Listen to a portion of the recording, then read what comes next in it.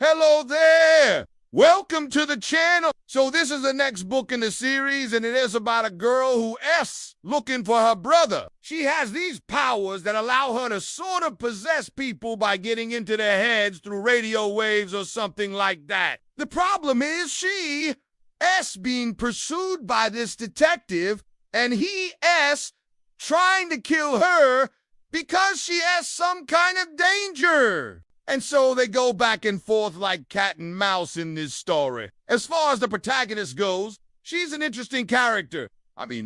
She's got issues. But, the whole idea of somebody that's so powerful but also so broken is pretty compelling. So let's meet her. The first time we see her, she's locked up in a bathroom stall. I think she's just finished killing somebody because there's blood all over the place. And she looks at her hands as if she's questioning what she's done. You can tell that she doesn't want to be who she is. She feels like there's this darkness inside of her that she's trying to fight against. She is running from this darkness. Now we get this flashback and we see that she used to have a pretty normal life until this incident where she killed a bunch of people at school. It's revealed that she was actually defending her brother who had been bullied by those people. So she's not all bad. She does have a good side. But then she becomes known as the Whisper Man because she used her powers to drive those students to kill themselves.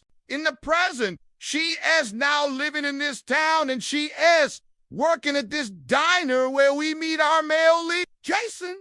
He's just your average guy, works as a mechanic. But what makes him special is that he has the ability to resist her powers. So our story kicks off when she finds out that one of the cops in town is her brother S.O. Bully. And so she targets him and gets into his head and basically compels him to hang himself. Now, that brings us back to the beginning of the story, where we see her covered in blood in the bathroom stall. We then meet our other main character, Detective Burke, who's hot on her trail. What he doesn't know is that she's already inside his head. He's actually the one that she compelled to kill himself. She's now inside his subconscious, and she's having this conversation with him. She keeps telling him that he needs to stop pursuing her, that he needs to let her go. But he keeps insisting that he's going to bring her to justice. Meanwhile, the rest of the town is starting to freak out because these people are dying under mysterious circumstances. Some girl at the local library compels the guy next to her to stab her in the neck, and then he jumps off a building. A cop named Davis tries to investigate, but he ends up hanging himself after she gets into his head.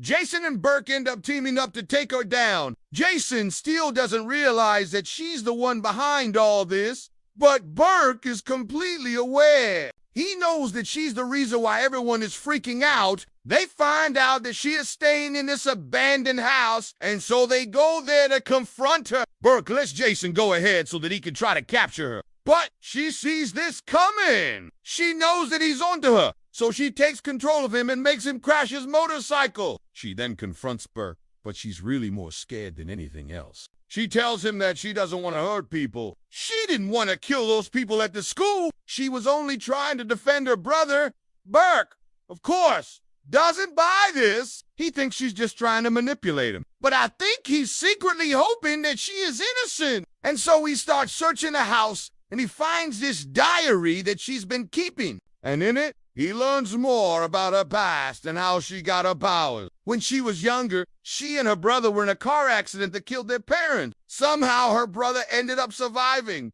but she received these psychic abilities as a result. Then we learned that the reason why she has to kill people is because her powers feed off of fear. The more fear she induces, the stronger she becomes. But the problem is that this fear eventually consumes her. She can't control it. That's why she felt compelled to kill those people at the school. She didn't want to, but she couldn't stop herself. Burke comes across some more clues that lead him to believe that she was actually abused by her father. And so he goes back to the house to confront her again. This time, he lets her know that he knows about her past, and he understands why she did what she did. He tells her that he wants to help her, that he wants to protect her. She doesn't believe him, though. She thinks he's just playing games with her. She's afraid that he's going to try to kill her, and so she flees, but Burke pursues her. They end up fighting, and he gets hurt. She tries to run away, but he stops her and tells her that she doesn't have to do this anymore. He's willing to help her. He's willing to protect her. She's torn. On one hand, she really likes this guy, but on the other hand, she's afraid of what she might do to him. She ends up knocking him out, and then she runs away. She goes to this abandoned church where she has this final confrontation with Burke. She's surrounded by all these dead bodies, and she knows that she's in trouble. Burke shows up, and he tells her that she doesn't have to do this anymore. He's going to help her, and she finally believes him. She finally lets her guard down, and she allows herself to be taken away. I have to say that I really like this story. I thought it was well written. I thought the characters were well developed, and I thought the plot was really compelling. I couldn't put the book down. I had to keep reading to find out what happened next. The relationship between the protagonist and Burke was really interesting. I thought their chemistry was great, and I really liked the way that their relationship developed throughout the story. If you're a fan of the series, I highly recommend checking this book out. I think you'll really enjoy it. Let me know what you guys thought of the story. Do you think it's better than the last one? If you haven't seen my review of the last book, then make sure you check it out. Thanks for watching.